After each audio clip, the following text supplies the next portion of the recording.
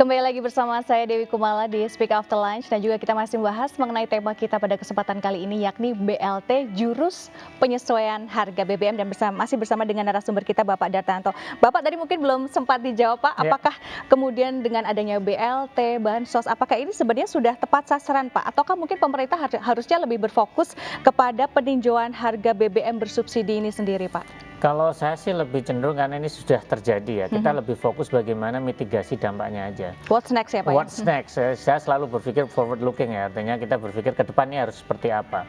Tapi intinya sebenarnya kebijakan BLT bantuan langsung tunai ataupun berbagai bantuan sosial ini sebenarnya bukan sekarang aja. Ini sudah dimulai dari tahun 2005 waktu itu pas Presiden SBY ketika menaikkan harga BBM. Itu ada cikal bakal pertama kali ketika dinaikkan orang dikasih BLT.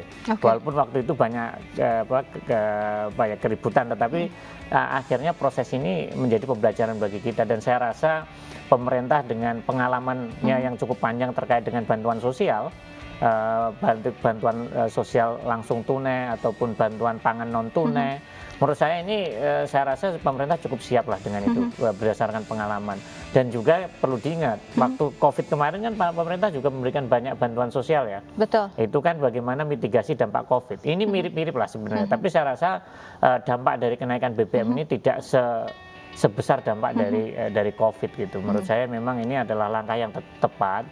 Tetapi mungkin yang perlu jadi catatan adalah siapa yang berhak ini. Artinya memang kan data itu harus profilnya ya Pak ya, profilnya, jangan sampai salah sasaran. Salah sasaran. Oke, nah ini juga masih terkait mengenai kebijakan penyesuaian harga BBM bersubsidi Pak. Apakah memang masyarakat harus tahu jika memang pemerintah akhirnya memang memutuskan akan membuat kebijakan penyesuaian dari harga BBM bersubsidi ini Pak? Saya rasa sih sebenarnya masyarakat itu tahu juga sih, udah karena udah ngerasa dari kemarin ya Pak udah ya, merasa dari harga kemarin, udah harga-harga yang di industri juga barang-barang udah naik, tetapi juga banyak berita kan sekarang semuanya melek media kan. Sebelum ini kan sebenarnya minggu lalu sudah orang pada ancang-ancang kan, nanti malam nih mau setiap naik. Weekend ya Pak ya. Weekend. Tapi saya rasa masyarakat juga sudah memahami bahwa lama-lama kan kita juga teredukasi. Ini yang menurut saya juga tidak ada kekhawatiran yang berlebihan sih menurut saya, asal memang pemerintah ini fokus mitigasi dampaknya aja, bagaimana kita agar bantuan langsung tunai atau bansosnya ini segera terrealisasi. Menurut itu langkah penting. Kalau ini sampai delay sampai seminggu 2 minggu itu yang bahaya. Ini yang penting cepat. Betul. Ini ya. Ini tapi saya rasa sih sudah Kementerian Sosial, Kementerian Keuangan sudah siap dengan ini. Karena makin lama ditunda tentu saja uang yang dibakar makin tambah banyak ya Pak ya. Dan tentu saja tadi Bapak sempat menyebutkan bahwa memang BLT, Bansos atau apapun programnya ini memang pemerintah bertujuan untuk meningkatkan daya beli dari masyarakat yang mungkin terdampak karena adanya inflasi. Nah Pak, terkait mengenai dari Bansos ini sendiri Pak atau bantuan sosial yang diberikan kepada masyarakat untuk tetap menggerakkan perekonomian kita di tengah penyesuaian harga BBM bersubsidi. Nah, apakah menurut Bapak itu sudah saat ini masing-masing profilnya udah cukup tepat sasaran Pak? Ya, ini mungkin yang menjadi masalah terkait dengan bantuan sosial ini adalah masalah data ya. Data itu yang pertama, isu data, siapa yang berhak. Betul. Nah ini yang mungkin by name, by address atau nama tempat tinggalnya di mana. Tetapi yang perlu dipahami juga bahwa walaupun kita sering mengupdate data, karena kesejahteraan masyarakat kita itu gampang sekali naik turun. Ini yang perlu dicermati oleh para pemangku kepentingan ya, bagaimana menyiapkan data yang baik. Itu yang pertama.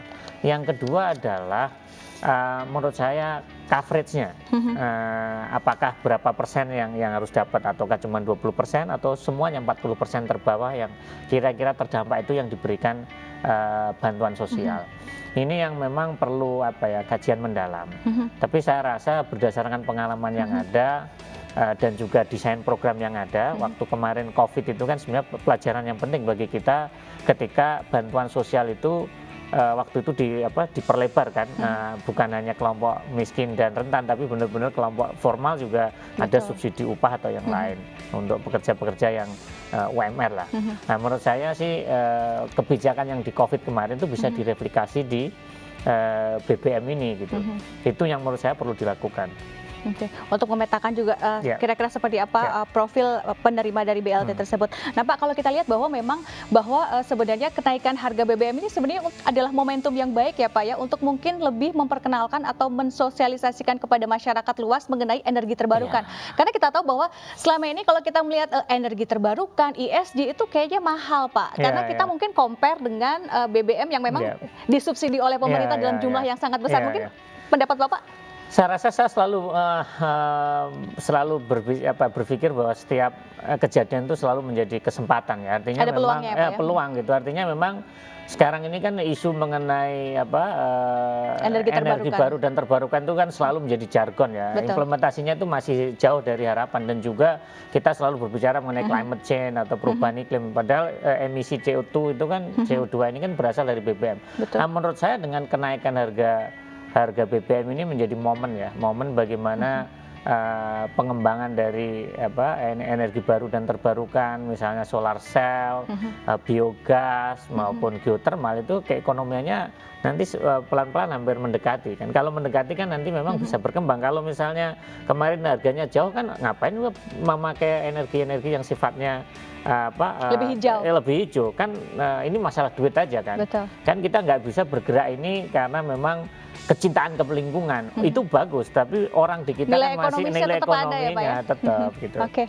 Dan kira-kira apa Pak yang mungkin bisa digarap untuk pertama kalinya untuk mungkin diganjal dengan ini, kan tadi Bapak cerita bahwa yang satu mungkin dibilang harganya masih mahal, yang satu BBM yang selama ini disubsidi. Kira-kira apa Pak yang kalau saya kan selama ini kan berpikirnya bahwa ketika ada kenaikan harga BBM ini kan pemerintah pikirnya langsung bansos ya untuk yang kelompok menengah ke bawah.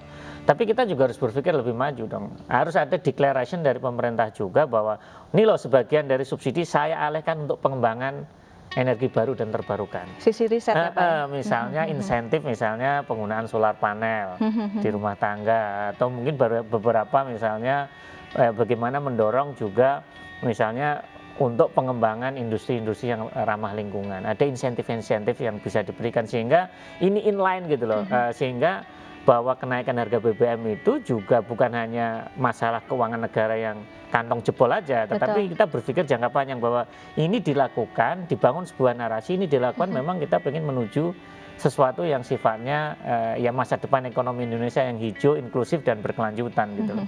Sehingga kita bisa mendorong yang kita sebut namanya transisi energi kan. Bagaimanapun ini kan global movement. Betul. Kita memiliki transisi dari energi dari yang fosil menjadi renewable menjadi energy. lebih hijau ya Pak ya. Dan juga mungkin ini salah satu campaign yang memang sedang ingin dicapai oleh pemerintah, yakni net zero emission sebelum tahun 2045 kalau nggak salah ya. Baik pemirsa, perbincangan kita masih akan kita lanjutkan kembali. Jangan kemana-mana, tetaplah bersama kami di Speak After Lunch.